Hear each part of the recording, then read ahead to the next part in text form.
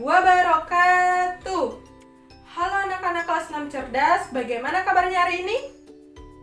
Alhamdulillah, semoga kalian selalu senantiasa sehat dan luar biasa. Baiklah anak-anak, pada kesempatan kali ini bersama dengan Ibu Zahara yang akan menyampaikan pembelajaran pada hari ini. Sebelum memulai pembelajaran hari ini, pastikan kalian sudah sarapan ya. Silakan siapkan alat dan buku tulisnya. Lalu atur jarak antara pandangan layar laptop atau handphone kalian dengan mata, diusahakan jangan terlalu dekat. Bagaimana? Sudah siap belajar hari ini? Luar biasa. Mari kita mulai pembelajaran kita hari ini dengan melafazkan basmalah secara bersama-sama. Bismillahirrahmanirrahim. Semoga dengan bacaan basmalah kita tadi, pembelajaran kita hari ini, pembelajaran online kita hari ini dapat berjalan dengan lancar. Baiklah, hari ini kita akan belajar pada pembelajaran pertama, yaitu dengan tema 9, menjelajah angkasa luar, subtema 1, keteraturan yang menakjubkan. Mari kita lihat kompetensi dasar dan tujuan pembelajaran pada video berikut ini.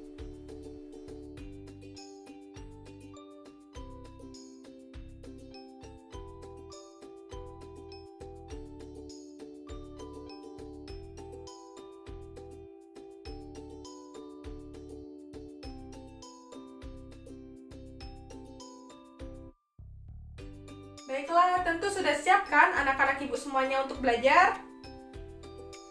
Bagus sekali. Nah, sekarang coba anak-anak ibu perhatikan dan simak video pada berikut ini.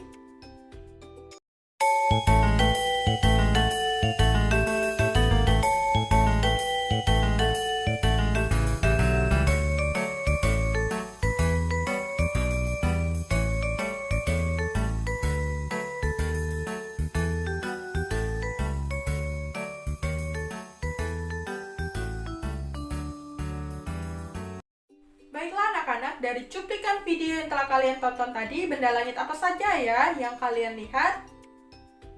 Ya, betul sekali. Pada malam hari kita dapat melihat bulan dan bintang. Lalu pada siang hari kita dapat melihat matahari. Bulan, bintang, matahari, mereka itu apa ya? Ya, tepat sekali. Mereka adalah anggota dari tata surya. Lalu, tata surya itu apa ya? Baiklah anak-anak, supaya lebih jelas memahami tentang tata surya, ayo kita keluar angkasa bersama dengan ibu. Mau keluar angkasa bersama ibu? Oke, luar biasa. Sebelum kita keluar angkasa, mari kita bersiap-siap. 10, 9, 8, 7, 6, 5, 4, 3, 2.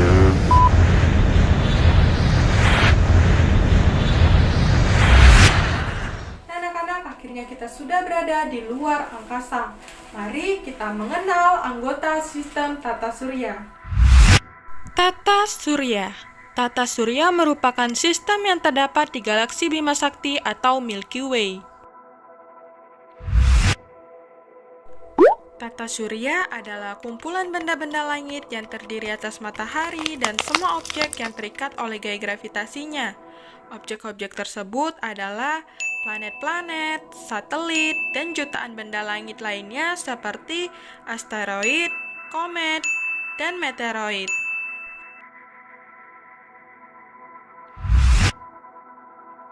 Kita akan mengenali anggota tata surya yang pertama, yaitu matahari. Matahari adalah bintang yang berupa bola gas panas dan bercahaya yang menjadi pusat tata surya.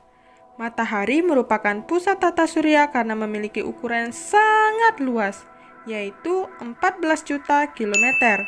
Dengan demikian, matahari mempunyai gaya gravitasi yang amat besar.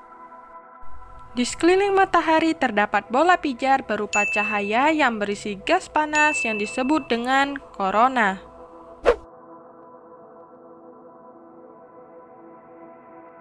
Cahaya matahari menjadi sumber energi utama di bumi. Tanpa adanya matahari, tidak akan ada kehidupan di bumi. Matahari sebagai pusat tata surya sudah kita kenali. Selanjutnya kita akan mengenali planet-planet di tata surya. Planet, benda apakah itu? Planet adalah benda langit yang tidak dapat memancarkan cahayanya sendiri.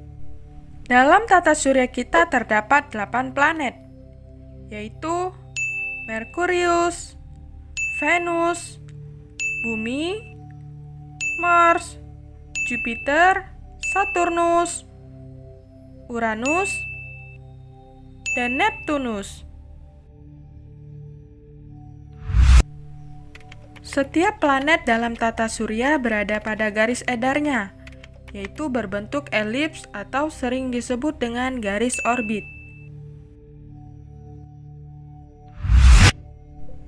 Kita mulai dari planet yang terdekat dengan matahari. Merkurius. Merkurius adalah planet pertama yang terdekat dengan matahari. Jarak planet 58 juta kilometer dari matahari. Planet Merkurius adalah planet yang terkecil di antara planet-planet lainnya. Planet ini tidak memiliki satelit layaknya Bumi yang memiliki bulan. Planet Merkurius memiliki lama revolusi paling pendek di tata surya kita atau sekitar 87,79 hari. Planet yang kedua adalah Venus. Venus merupakan planet paling panas dengan suhu permukaan mencapai 400 derajat Celcius. Apakah anak-anak pernah melihat dan mendengar istilah bintang kejora? Ya, dia adalah Venus. Planet yang paling dapat dilihat dari bumi karena ukuran dan masanya mirip dengan bumi. Planet ini sering dijuluki saudara kembaran bumi.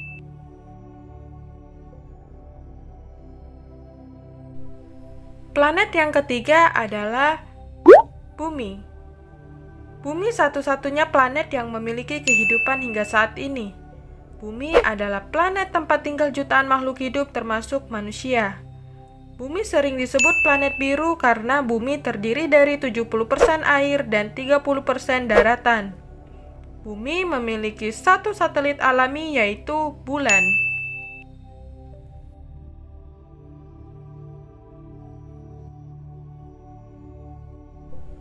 Planet yang keempat adalah Mars.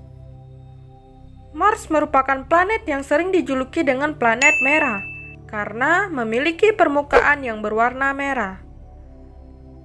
Planet ini memiliki atmosfer yang tipis, terdiri atas karbon dioksida. Planet Mars memiliki 2 satelit alami yaitu Phobos dan Deimos.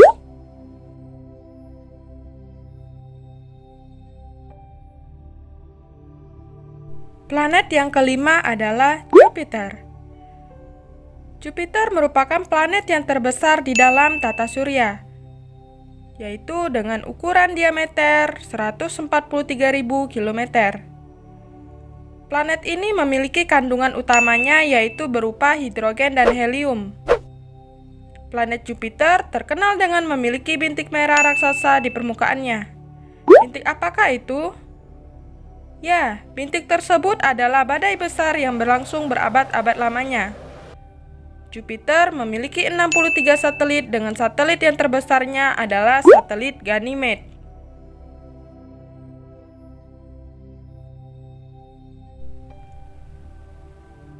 Planet yang keenam adalah Saturnus. Saturnus merupakan planet yang paling menarik di dalam tata surya, yang dikenal dengan planet bercincin.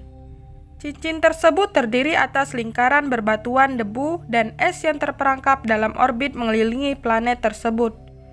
Saturnus memiliki 60 satelit dan yang paling terkenal adalah Titan dan Enceladus. Selanjutnya planet yang ketujuh adalah Uranus. Uranus merupakan planet yang terdingin di tata surya, yaitu dengan suhu sekitar minus 212 derajat Celcius. Uranus juga memiliki cincin unik yang melingkari planet secara vertikal. Dengan planet berputar miring karena porosnya hampir sejajar dengan orbitnya. Planet ini memiliki 27 satelit dengan satelit yang terbesar adalah Titania.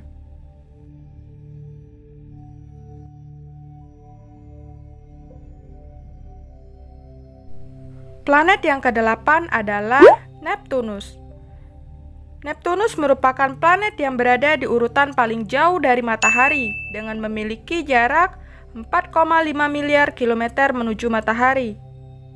Neptunus disebut sebagai kembaran Uranus karena memiliki ukuran yang hampir sama dengan planet Uranus. Selain itu, Neptunus memiliki bintik hitam. Bintik tersebut diperkirakan adalah badai raksasa. Planet ini memiliki 13 satelit dengan satelit yang terbesarnya adalah Triton.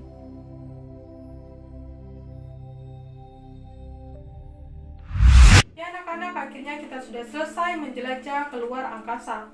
Menyenangkan bukan menjelajah keluar angkasa bersama ibu? Luar biasa. Waktunya kita kembali ke bumi.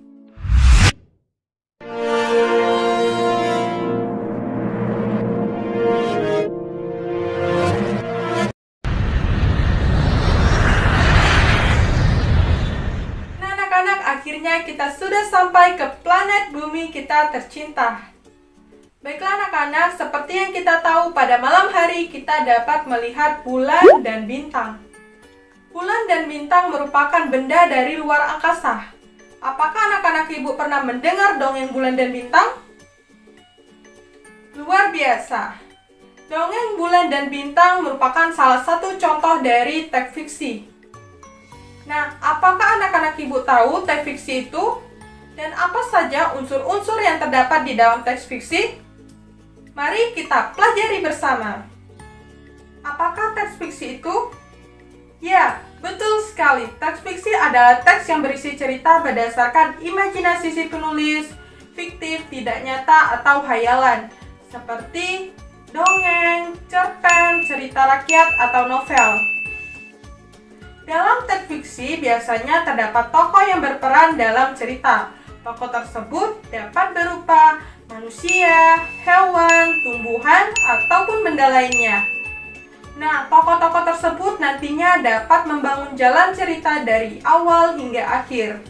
Nah, anak-anak, teks fiksi yang telah kita baca dapat kita telusuri dari tuturan maupun tindakan langsung dari para tokohnya. Tujuannya agar kita dapat mengetahui unsur-unsur yang terdapat dalam cerita tersebut, atau sering disebut dengan unsur-unsur intrinsik cerita. Nah, apa saja ya unsur-unsur intrinsik dalam cerita teks fiksi? Ya, tepat sekali. Yang pertama adalah tokoh. Tokoh dapat dibagi menjadi dua, yaitu tokoh utama dan tokoh tambahan. Tokoh utama adalah tokoh yang sering dimunculkan dalam cerita atau percakapan teks fiksi tersebut. Lalu, bagaimana ya cara menentukan tokoh utama dalam teks fiksi? Ya, yang pertama kita dapat mengetahui dengan cara seberapa sering atau dimunculkan tokoh tersebut dalam teks. Lalu, yang kedua yaitu berdasarkan jalannya cerita. Misalnya, tokoh tersebut sering mengalami permasalahan. Selanjutnya yaitu tokoh tambahan. Tokoh tambahan merupakan tokoh yang berperan sebagai penunjang dari tokoh utama dalam teks fiksi. Nah anak-anak, tokoh juga dapat dibedakan menjadi beberapa jenis, yaitu ada protagonis, antagonis, dan tritagonis. Tokoh protagonis biasanya bersifat baik atau positif. Kalau tokoh antagonis biasanya bersifat jahat atau negatif. Tokoh tritagonis biasanya bersifat bijak, yaitu sebagai jembatan penengah atau pendamai konflik yang ditimbulkan oleh tokoh antagonis. Selanjutnya yang kedua yaitu watak atau sifat tokoh. Contohnya watak tersebut adalah suka menolong, rendah hati, pendiam, pemarah, suka mencuri, dan lain-lain. Ketiga adalah latar cerita atau setting. Latar cerita atau setting yaitu gambaran tempat, waktu, atau segala situasi di tempat terjadinya peristiwa. Latar dibagi menjadi tiga, yaitu latar tempat, latar waktu, dan latar suasana. Contohnya latar tempat yaitu seperti di hutan, di pantai, ruang kelas, taman, dan lain-lain. Contoh latar waktu yaitu saat pagi, saat siang, saat malam, zaman dahulu, masa depan, dan lain-lain. Latar suasana contohnya yaitu sangat sedih, berduka, senang, gembira, menegangkan, dan lain-lain. Yang keempat yaitu tema atau inti sebuah cerita, yaitu yang melatar belakangi dari cerita tersebut. Yang kelima adalah alur cerita. Alur dapat terbagi menjadi alur maju, alur mundur, dan alur campuran. Nah, yang terakhir adalah amanat. Amanat merupakan pesan moral yang disampaikan penulis kepada pembacanya. Nah, anak-anak, itulah tadi unsur-unsur intrinsik yang terdapat dalam cerita teks fiksi. Nah, anak-anak, sekarang untuk mengetahui penelusuran dari tindakan para tokoh dan mengetahui unsur intrinsik cerita, mari kita baca kutipan cerita berikut. Malam itu, Bobby senang sekali memandang langit malam yang sedang cerah di halaman rumahnya. Bobby menatap gugusan bintang yang tidak bisa dihitung oleh jemarinya. Ia bisa merasakan terpaan lembut angin yang menyapu wajahnya, banyak pengetahuan tentang bintang yang dapat dihafalnya. Ayah bahkan sampai geleng-geleng kepala jika dia sudah berceloteh tentang bintang. Ada Orion, Sirius, Andromeda, dan Scorpius atau Scorpion. Tetapi yang menjadi favoritnya yaitu Sirius. Baiklah, dari kutipan cerita tersebut, siapakah tokoh utamanya? Ya, tepat sekali. Tokoh utamanya yaitu Bobby. Sifat dari tokoh utama yaitu Bobby suka berceloteh tentang bintang yang dihafalnya. Nah, anak-anak, dari kutipan cerita tersebut, penulis tidak menghadirkan tuturan atau percakapan langsung dari para tokohnya, namun hanya menghadirkan melalui tindakan tokoh. Seperti Bobby yang sedang memandangi langit yang cerah, kemudian Bobby yang sedang menatap gugusan bintang. Kemudian gambar tokoh utamanya yaitu gambar Bobby. Lalu apakah pendapatmu tentang tokoh utama? Pendapat ibu yaitu Bobby selalu ingin mencari tahu apa yang tidak diketahuinya tentang bintang. Kemudian siapakah tokoh tambahan dalam kutipan cerita tersebut? Ya, tepat sekali. Tokoh tambahannya yaitu ayah. Di manakah peristiwa dalam kutipan cerita tersebut? Yaitu di halaman rumah Bobby. Kapan peristiwa dalam karangan kutipan cerita tersebut terjadi? Ya, pada malam hari. Apa amanat dalam kutipan cerita tersebut? Amanatnya yaitu pelajarilah semua pengetahuan dari apa yang kita lihat, kita dengar, dan kita baca. Karena itu akan berguna untuk kita di masa depan. Oke anak-anakku, sudah paham? Alhamdulillah, luar biasa. Baik, apabila pembelajaran hari ini dirasa cukup, ada pertanyaan nggak ya? Ya, silakan apabila ada pertanyaan bisa disampaikan melalui kolom komentar atau bisa juga melalui WAG atau WhatsApp group. Nanti Ibu akan menjawab dengan senang hati. Nah, anak-anak, hari ini kita sudah belajar tentang anggota tata surya beserta karakteristiknya. Dan juga kita belajar menelusuri tokoh utama dan tokoh tambahan beserta unsur intrinsik dari cerita teks fiksi. Baiklah, sebagai tindak lanjut kegiatan kita hari ini, silakan anak-anak menggambar 8 planet di tata surya, mulai dari yang terdekat dengan matahari. Lalu silakan kalian kerjakan soal evaluasi pada buku siswa tema 9, halaman 6, nomor 8A hingga F. Lalu silakan kalian baca sebuah karangan fiksi pada halaman 9 yang berjudul Barisan yang Menyenangkan. Kemudian kalian kerjakan soal evaluasinya pada halaman 11 nomor 1 hingga 5. Apabila tugasnya sudah selesai, silakan kalian foto dan dikirimkan melalui kontak WhatsApp Ibu. Baiklah anak-anak, sebelum kita mengakhiri pembelajaran kita hari ini, marilah kita melafazkan hamdalah secara bersama-sama. Alhamdulillahirabbil alamin. Ya, jangan lupa ya tugasnya dikumpulkan. Ibu harap kalian tetap semangat walaupun belajar dari rumah. Dan jangan lupa tetap selalu menjaga protokol kesehatan. Sekian dari Ibu. Ibu ucapkan terima kasih dan wassalamualaikum warahmatullahi wabarakatuh.